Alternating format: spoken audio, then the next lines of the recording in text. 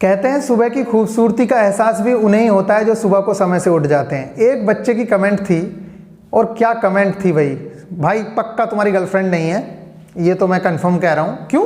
उसकी बात सुनो। बच्चा कह रहा है कि भैया रात को जब मैं खाना खा के सोता हूँ तो नींद आना शुरू हो जाती है, बुक्स मतलब पढ़ा ही नहीं जाता मुझसे बिल्कुल भी। ठीक है भाई, बहुत अच्छी बात है। और जैसे ही मैं मॉर्निंग में उठने की कोशिश करता हूँ तो रजाई छोड़ने का मन नहीं होता, या जो भी मानो आप कि सुबह को तो भैया जैसे आपसे नहीं उठा जाता ऐसे मुझसे नहीं उठा जाता। उसने मुझे भी ब्लेम कर दिया। भाई बहुत अच्छी बात है, मतलब आपने मेरी कमी तो देख ली, लेकिन आपने ये नहीं देखा कि मैं रात को 2 बजे भी उठ के जाता हूँ, रात को 3 बजे भी वीडियो शूट करता हूँ, मतलब ये नहीं देख रहे हो आप लोग। चलिए ठीक है, मैं आप लोगों को ये जो लाइन है ना कि सुबह की खूबसूरती का एहसास भी उन्हें ही होता है, सुबह की खूबसूरती का एहसास भी उन्हीं लोगों को मिलता है जो सुबह को टाइम से या समय से उठ जाते हैं या जो समय से जाग जाते हैं। ये जो लाइन है ना, इस लाइन को आप सिर्फ इससे कोरिलेट मत करना कि सुबह को 4 बजे उठ के पढ़ने से, ना ना ना, ये लाइन बहुत बड़ी है। कहने का मतलब यह है कि अगर आपको किसी भी चीज का एंजॉय करना है, किसी भी चीज का अगर आपको फायदा उठाना है, जैसे कह रहे ना कि सुबह की खूबसूरती का अगर आपको फील करना है उस चीज को, तो आप लोगों को क्या करना पड़ेगा? सुबह को उठना पड़ेगा। सेम यहां पे भी है, अगर आपको सिलेक्शन लेना है तो आपको जागना पड़ेगा। जागना पड़ेगा का मतलब ये नहीं कि रात भर पढ़ना पड़ेगा, ना ना ना। अभी तक बहुत सारे स्टूडेंट ऐसे हैं जो जागे ही नहीं हैं, उनकी नींद ही नहीं खुली है, उन्हें यही नहीं पता है कि किस कंपटीशन के दौर में वो जी रहे हैं। अगर आप समय से नहीं जागे, जो अभी बहुत सारे स्टूडेंट्स कर रहे हैं, कहने का मतलब यह है कि उन्होंने जब उन्हें लगता है कि एग्जाम आने वाला है तब तो वो जागते हैं, मतलब पढ़ना स्टार्ट करते हैं, और जब उन्हें लगता है कि अब एग्जाम नहीं होगा तो वो सारी चीजों को छोड़ देते हैं। और इसी चीज को कहते हैं सुप्त अवस्था या बरसाती मेंढक। पढ़े रहो, जब आपको कोई आके जगाएगा, कहने का मतलब नोटिफिकेशन आएगा, तब आप पढ़ना स्टार्ट करना। और आप इतने बड़े धुरंधर हो कि आप उस 1 महीने के अंदर सिलेक्शन ले लोगे।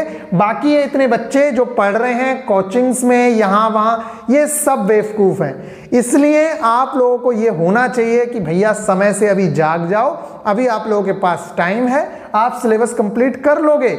और जो लड़के अभी से हार मान रहे हैं ना कि टारगेट्स कंप्लीट नहीं होते हैं, नींद आती है, भाई साहब एक बात मैं आप लोगों को बताऊं, आज देखो मेरे प्यारे जो भी हो आप, छोटे भाई हो या बहन हो, ठीक है, एक बात आप ध्यान रख लो, अगर आप आज 40 नंबर पे हो और अगर एक बच्चा यहां 70 पे है, तो 70 वाले के अंदर एक तो आपको पता है कि उसके अंदर वो चीजें पहले से डेवलप है जिसके सिलेक्शन तक लेके जाएंगी उसे, क्योंकि पता है उसको लग रहा है मेरा सिलेक्शन होने ही वाला है, तो ये तो आपसे तेजी से दौड़ने की कोशिश कर ही रहा है। लेकिन अगर आपको यहां तक आना है ना, तो एक ही चीज आपके पास है। क्या? एक ही चीज आपके पास है, एक तो स्मार्ट वर्क, दूसरा आपके पास कि भैया अपनी नींद को कम कर दो।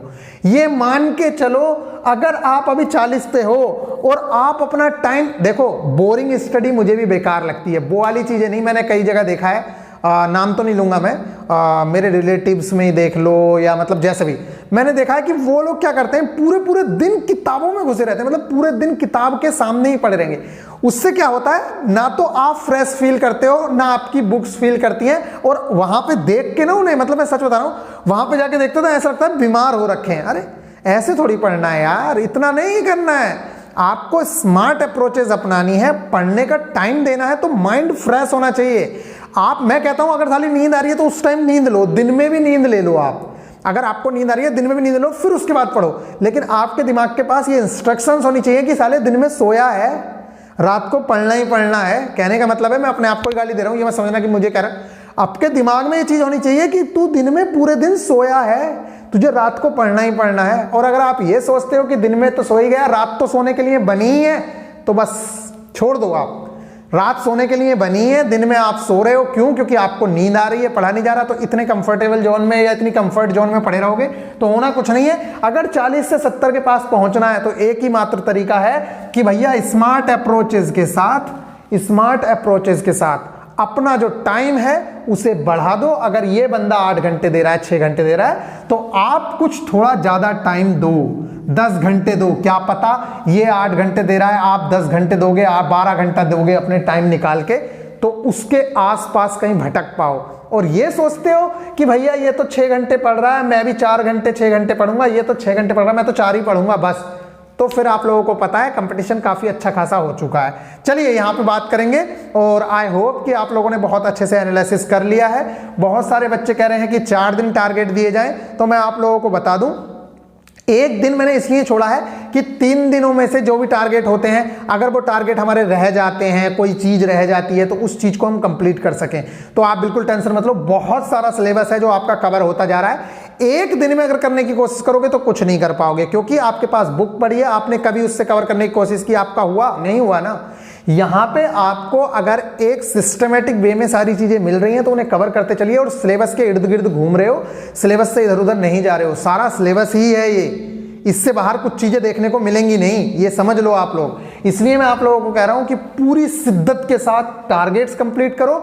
जो टाइम बचता है उसमें ये इंतजार में मत बैठे रहो कि मैं भेजूंगा, तो पिछली चीजों को रिवाइज करो। कोई नया टॉपिक है जो गलत हो गया था उस टेस्ट में, तो उस चीज को पढ़ लो तब तक। ये नहीं है कि मेरे भरोसे ही बैठे रहो कि मैं भेजूंगा तो करूंगा, अपना टाइम खराब नहीं करना है। वैसे मैं जो चीजें ब्रेक कर करके देता हूं, मैं जो छोटी छोटी देता हूं आप लोगों को, उसका रीजन ये है कि आपके सर पे एकदम से लोड ना बढ़े, क्योंकि आप लोगों को पता है अगर एक साथ आपके पास 50 मैसेज आ जाएं तो आप ऐसे स्क्रॉल करके निकल जाते हो कि नहीं निकल जाते हो। सेम बात, अगर मैंने एक साथ आपको टारगेट्स दे दिए तो आप उन्हें सीरियसली नहीं लोगे, वो सीरियसली नहीं लोगे आप लोग। जब आपके पास टाइम से जाता है तो आपके पास टाइम भी होता है, आपके दिमाग पे लोड नहीं बढ़ता है। और ये साइंटिफिक चीजें हैं कि अगर एक साथ आपके पास, देखा ना आपने, इतनी मोटी बुक होगी ना, खुलती भी नहीं होगी वो, जबकि छोटी सी चीज है उसे एकदम से कवर कर लेते होगे। ये टारगेट्स इसीलिए इंपैक्ट डालते हैं कि छोटे छोटे हैं, तो आप एक दिन का टारगेट, आप सिर्फ ये देखिए कि आज बेस्ट कर सकते थे, वो कर लिया, देन फाइनल है। बस आज का काम करने की कोशिश करिए, कल का हम कल देखेंगे जो भी करेंगे। तो इन टारगेट्स के अलावा अगर आपके पास टाइम बचता है तो मैं ये नहीं कह रहा हूं कि खाली बैठे रहो भाई, उन चीजों को कंप्लीट करो जो आपकी वीक हैं। चलिए, यूट्यूब पे सब कुछ अवेलेबल है, जहां से मन करे वहां से पढ़ सकते हो, कोई दिक्कत नहीं है, ठीक है। एनसीईआरटी का लेक्चर है, कोई चीज समझ नहीं आ रही, डायरेक्ट सर्च करो, देख लो, किसी की भी समझ तो कुछ तो समझ आएगा यार। लेकिन मेरा कहने का मतलब है कि वो जो अनलिमिटेड स्क्रॉलिंग एप्स है ना, जहां इंस्टाग्राम पे देख रहे हो ना कच्चा बादाम, समझ रहे हो ना, देख रहे हो, हाँ, वो कच्चा बादाम छोड़ दो, नहीं तो दिमाग में घुस जाएगा, ठीक है, और फिर वही घूमेगा, फिर एग्जाम में भी फिर नहीं होगा कुछ भी। चलो यहाँ देखो आप कर बुरा मत मानना, ठीक है, चलो यहाँ देखो। और सही बात है यार, ये चीजें इंपैक्ट डालेंगी, फिर देख लेना। शहरों और स्थलों के परिवर्तित नाम, ये आपको करने हैं, जो चेंज नेम है, ठीक है। और वो जो कच्चा बादाम वाले हैं, उन्होंने अपने एक्सीडेंट का भी सॉन्ग बना दिया है, देख लो क्या हो रहा है। मतलब देख रहे हो आप क्या हो रहा है भाई, इस देश का पता नहीं क्या होगा, समझ ही नहीं आता। उन्होंने अपनी गाड़ी का बना दिया है कि कैसे गाड़ी की रेस दी, कैसे क्या हुआ, सब कैसे एक्सीलेटर चलाया, सब बना दिया भाई। देख लो, अब आप भी अपना खाना खाने की कि खाई खाई खाई यही गाना बना दो, जो मन करे बना दो बस। देखो यहाँ शहरों स्थलों के परिवर्तित नाम आप लोगों को करने हैं, जितने भी चेंज हुए नाम। और ये मान के चलिए, अब जो पेपर बना, अगर लग रहा था ना कि पेपर होने वाला है 12 मार्च को या 17 मार्च को, जब भी होने वाला था हमारा पेपर 22 मार्च को, जैसे भी, वो छोड़ो आप, तो अगर उस टाइम पेपर वो सेट भी हो गए होंगे ना, तो आपके लिए करंट न्यू बनेगी। ये देख लो, आप उस टाइम की छोड़ दो, अब करंट आपकी न्यू सेट होगी। तो शहरों और स्थलों के परिवर्तित नाम, अगर यूपी में चुनाव हो गए, मतलब चुनाव में बीजेपी आती है, तो ये मान के चलिए कि बहुत बहुत ज्यादा ये आपके लिए इंपॉर्टेंट हो जाएंगे परिवर्तित नाम, क्योंकि सबसे ज्यादा तो योगी जी नहीं बदले हैं, ठीक है। तो इतना ध्यान रखना। पीएम को प्राप्त सर्वोच्च पुरस्कार पता है, चुनाव भी है, पीएम मोदी जी चर्चा में भी हैं। भूटान का नकदक नकदक क्या है, वो जो भी है, ठीक है, उसके आगे एक वर्ड है बहुत अच्छा सा, उसी से याद हो जाएगा सबको। तो मतलब यार, मुझे इस चीज से मतलब नहीं है, बस याद होना चाहिए आपको, कैसे भी, चाहे अपने दिमाग में गंदा पढ़ो, कुछ करो, जो मन करे वो करो, लेकिन बस मुझे याद चाहिए। एग्जाम में जब आए तो आप पेल के आ जाओ, पेल के आ जाओ, इसमें भी वही वर्ड है, ठीक है।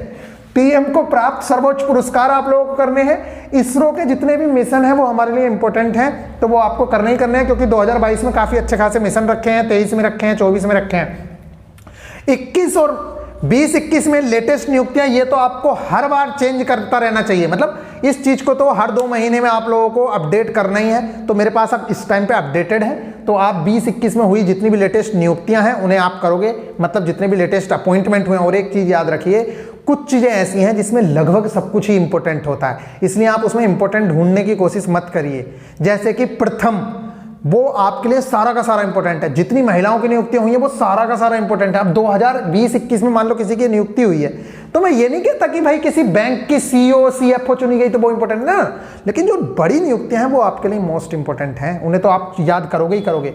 मई की इंपॉर्टेंट डेट्स याद करनी है, और इंपॉर्टेंट ब्रांड एम्बेसडर, कुछ ब्रांड एम्बेसडर मैं दूंगा, लेकिन ये याद रखना इसे कंप्लीट करने से पहले ऐसा कभी मत करना कि इस कंपनी का ये, इस कंपनी का ये, भूल जाओगे। ये याद रखना, मान लो सोनू सूद है, पूछे जाएगा क्वेश्चन, सोनू सूद से क्वेश्चन पूछ सकता है और बहुत ज्यादा उम्मीदें हैं। सोनू सूद है, सोनू सूद जितनी भी कंपनियों के हैं उन्हें एक जगह लिखो और सोनू सूद को उनसे कनेक्शन बनाओ, उन सारी चीजों का सोनू सूद से कनेक्शन बनाओ और बस।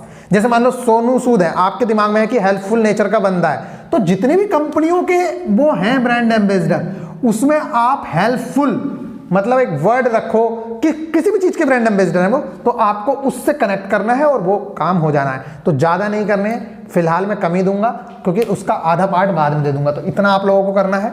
साइंस की अगर मैं बात करूं तो प्रमुख उपकरणों द्वारा ऊर्जा का रूपांतरण, ये आपका साइंस का टारगेट है कि भाई विद्युत मोटर क्या काम करती है, विद्युत जनरेटर क्या काम करता है, सेल किस एनर्जी को किस एनर्जी में चेंज करता है। इस तरह के बहुत सारी चीजें हैं जो हमें पता होनी चाहिए, करीब करीब 8 से 10 हैं, तो ये मैं आप लोगों को दूंगा।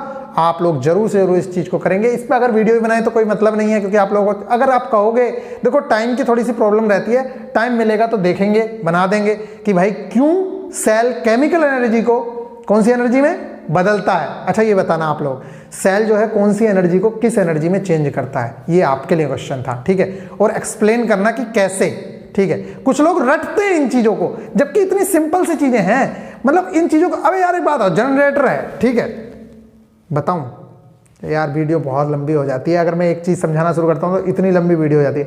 अब आप किसी का भी एग्जांपल ले लो, विद्युत मोटर का एग्जांपल ले लो चाहे जनरेटर। जैसे विद्युत मोटर है, देखो विद्युत मोटर में क्या करा आपने, पहले इलेक्ट्रिकल एनर्जी दी, तब उसने काम करके दिया आपको। आउटपुट कब मिल रहा है, जब आप उसे एनर्जी दे रहे हो, और वो भी कौन सी फॉर्म में, इलेक्ट्रिकल फॉर्म में। अब विद्युत मोटर चलो उसे मान लो, जो आपके यहाँ पानी वाली मोटर है उसी को मान लो, जब आप उसमें लाइट दे रहे हो तब वो आउटपुट दे रही है ना, तो मैकेनिकल वर्क करके दे रही है, वो मैकेनिकल एनर्जी में चेंज हो रही है। मतलब विद्युत ऊर्जा आपकी किस एनर्जी में चेंज हुई, फिर यांत्रिक ऊर्जा में। यांत्रिक ऊर्जा का मतलब होता है मैकेनिकल ऊर्जा, वो काम करके दिया उसने। और अब अगर इसका उल्टा करो, जनरेटर में क्या होता है, जनरेटर क्या करता है, उसमें पहले मैकेनिकल वर्क होगा तब वो आपको, अब क्या होता है मैकेनिकल वर्क कैसे होगा, आप जनरेटर में देखो, पहले आप किसी भी तरीके से उसकी शाफ्ट को घुमाते हो और फिर उसकी सहायता से वो चीज बनती है, मतलब जो लाइट बनती है उसमें पहले मैकेनिक। अब देखो एक बात, आपने कई जगह देखा होगा कि साइकिल से इलेक्ट्रिकल एनर्जी बन रही है, क्या किया आपने, पहले वर्क किया ना, पहले मैकेनिकल काम, मतलब आपने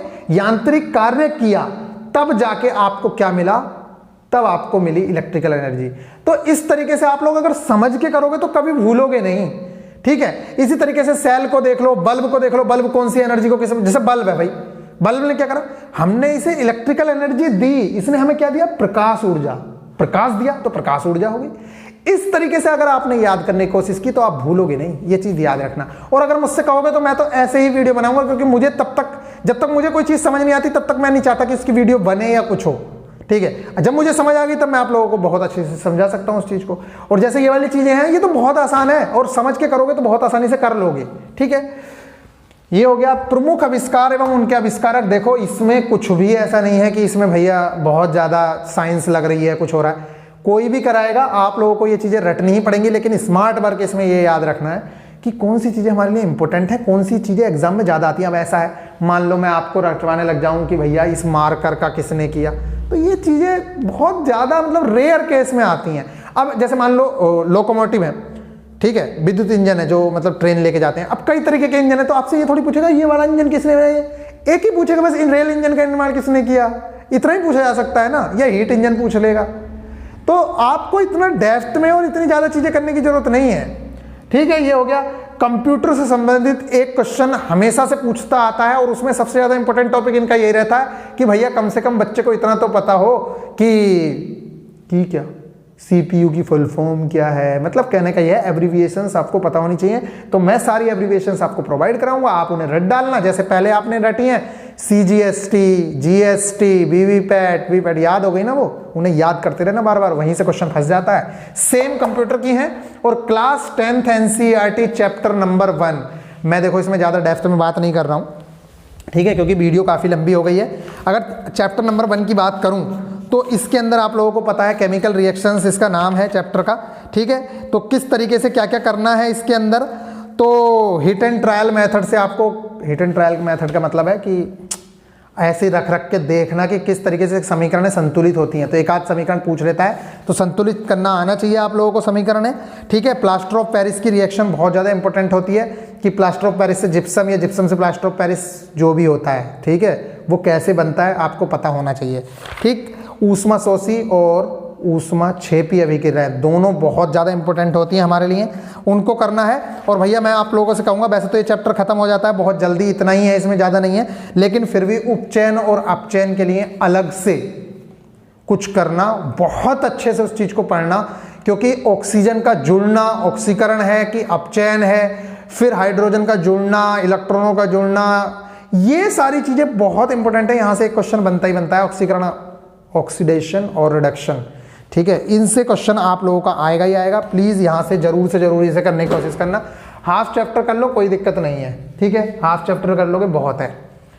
मैथ्स की बात करूं तो HCF एंड LCM के प्रीवियस ईयर आपको प्रोवाइड कराने हैं, क्योंकि एग्जाम्पल और कॉन्सेप्ट्स आप लोगों को प्रोवाइड करा दिए थे, वो शायद आपने कर लिए होंगे। और मैं आप लोगों से कहता हूं, चाहे क्लास 10th की NCERT है, चाहे कोई चैप्टर है, अगर मेरा लेक्चर नहीं जा रहा है, टाइम तो होता नहीं है, आप लोगों को पता है ज़्यादा, ये टाइम भी बहुत मुश्किल से निकलता है, तो प्लीज़ आप लोग ये किया कीजिए, क्या किया कीजिए, क्या ये किया कीजिए कि कहीं से भी लेक्चर देख लीजिए और उस चीज़ को कंप्लीट कर लीजिए। मतलब मेन है आपको वो चीज़ें कंप्लीट करना, टारगेट कंप्लीट करना मेन है। और अगर कोई टारगेट मान लो छूट जाता है तो वो एक दिन जो बचता है उसमें उस चीज़ को कंप्लीट किया कीजिए। और डेसिमल एंड फ्रैक्शन के आप लोगों को एग्जांपल्स करने, प्रीवियस ईयर HCF LCM के करने हैं, डेसिमल एंड फ्रैक्शन के आपको एग्जांपल्स करने हैं। रीजनिंग की बात करूं तो कोडिंग डिकोडिंग के क्वेश्चंस रह गए हैं, टाइप्स आपने देख लिए हैं, और एनालॉजी और सिमिलैरिटी देखो, वो वाला क्वेश्चन भी आप लोगों का आ जाएगा इसमें, शायद मुर्गा अंडे वाला मैंने देखा था क्वेश्चन, मिल गया है वो, तो उसका आंसर भी आप लोगों को देखने को मिल जाएगा। और प्लीज इसके एक एक क्वेश्चन का आंसर आपको रटा होना चाहिए, जो क्वेश्चन के आंसर आते हैं वही आपको आना चाहिए। ये नहीं है कि अपनी तरफ से लगा रहे हो, लॉजिक इसमें बहुत लगते हैं, सबको लगता है, लेकिन भैया जो SSC रेलवेज मानते आ रहे हैं आप लोगों को वही करना होगा। उन्होंने जो लॉजिक सही ठहरा रखे हैं वही करोगे तो ज़्यादा बेहतर रहोगे। बाकी लड़ते रहना केस, कितने लड़ोगे, कुछ होना रहता नहीं है, होता कुछ है नहीं। जेई में भी देखा था, RRB जेई में क्या हुआ। चलिए फिर आई होप कि आप लोगों को बहुत सारी चीज़ें समझ आ गई होंगी। मिलेंगे फिर नेक्स्ट वीडियो में, तब तक के लिए आप लोग अपना ख्याल रखिएगा। जिनके पास टेस्ट सीरीज वगैरह नहीं है, टेस्ट जरूर लगाइए। अगर आप टेस्ट नहीं लगाओगे, कहने का मतलब आप घर में गलतियां नहीं कर रहे हो, तो आपको सीखने को नहीं मिलेगा। और जब तक आप गलतियां करोगे नहीं टाइम लिमिट के अंदर, टाइम बाउंडेशंस के अंदर, तब तक आप चीज़ों को सीख नहीं पाओगे। चलिए मिलेंगे फिर नेक्स्ट वीडियो में, तब तक के लिए आप लोग ख्याल रखिएगा। Take care.